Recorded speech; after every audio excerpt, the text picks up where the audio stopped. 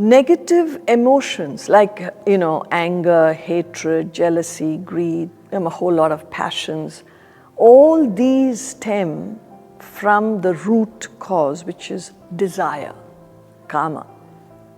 In fact, in all religions, desire is personified as the devil standing between human and God.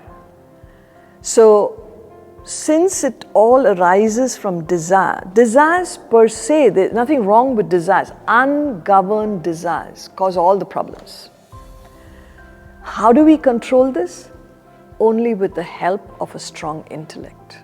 So when you use your intellect and gain higher values of life, a powerful intellect is able to guide the mind.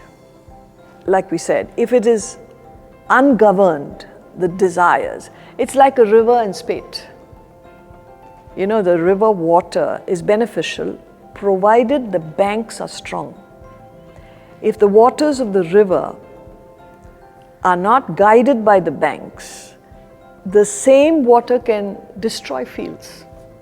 So water being the same, it's the banks that make the difference, whether it's beneficial or destructive. So also with the mind or desires.